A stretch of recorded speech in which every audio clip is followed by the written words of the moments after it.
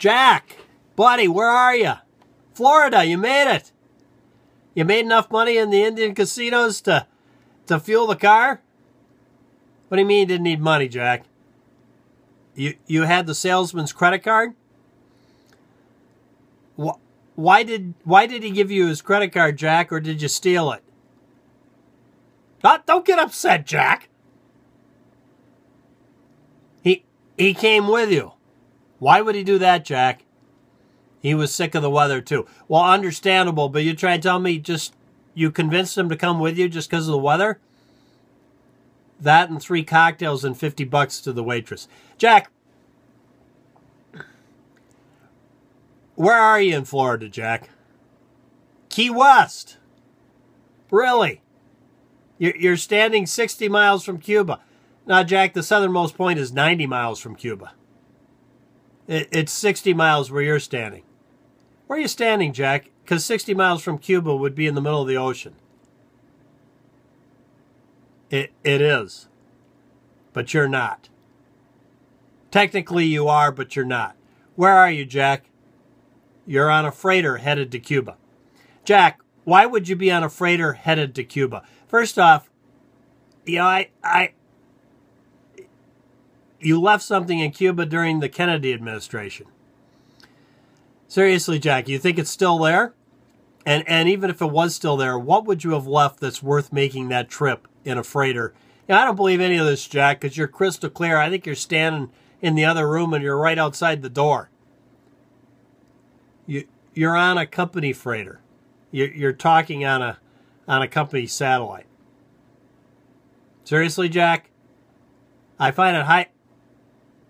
No, you don't have to put the captain on, Jack. No. Hello, sir. Well, yeah, Jack's a handful, isn't he? He always was. You could tell me stories. Well, yeah, I bet you could, and I bet I wouldn't be surprised. Yeah. No. Yeah, that is my father. No, sir, he never mentioned you. Well, he never talked about work. Good policy, yeah. Well, thank you, sir.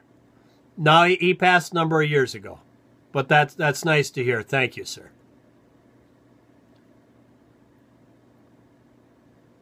Yes, sir. All right.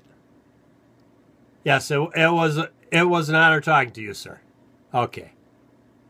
Yeah. You're going to put the wild man back on. Jack, wild man. Well, don't get mad. So seriously, you're going back there for what, Jack? What, you leave your wallet in a bordello or what? You're going back for 3 cases of guns. Seriously, Jack, what were you doing in Cuba with 3 cases of guns? Well, yeah, I've heard of the Bay of Pigs, Jack. Well, yeah, it was a dismal failure. You knew it would be all along. You had the 3 cases of guns and decided to keep them for yourself. It was a lost cause. Why would you do that, Jack? You liked them. What guns were so nice that you kept them, Jack? End frames, new in a box, 45 Colt. Well, I can see that, Jack, and so what? You're going back for? You said end frames. What? Are there more than one, Jack? 3 cases. Well, yeah, I can see that, Jack. What are they, like 12 in a case back in the day? So what? 36, probably at retail about $36,000. What do you mean 1.5 million and $1, Jack? How could 3 cases of Smith & Wesson end frames be worth $1.5 million? Oh, yeah, I'm sorry, I missed the $1. Really, how could it possibly be worth that plus $1? Why is it $1 more, Jack?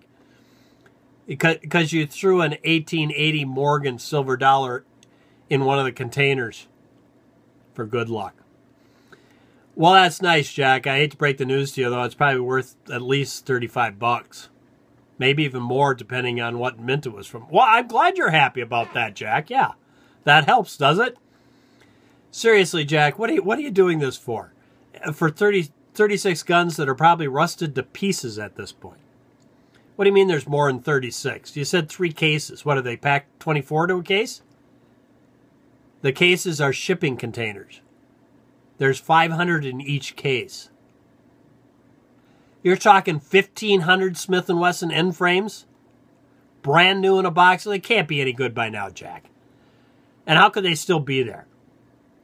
A friend's been keeping them for you. He's been sending you pictures every year at Christmas time of them. They were packed in Cosmoline. They're all like brand new. Okay, Jack, let's just say you're telling the truth. Don't get mad, Jack. Calm down. Let's say you get them and you get them on the freighter and get out of Cuba, which right there I think it's a rat's chance in hell that's going to happen, Jack. But let's say you do that, then how are you going to get them back here? You're going to offload them on a shrimper that works for the company. He's bringing them into Stock Island. Okay, Jack, but you're not going to get 1,500 Smith & Wesson end frames in your Camaro, which, you know, isn't your Camaro, by the way. It will be after you sell a few guns. Jack, back to how are you going to get them back here once you get them to Stock Island? James from Texas is picking up a load of zucchini in Homestead. He said he'd swing down and throw the guns in first. Well, you know what?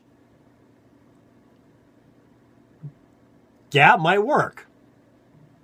But still, what are you going to do with 1,500 of them? It's not like you can sell 1,500 of them for $1,000 a piece.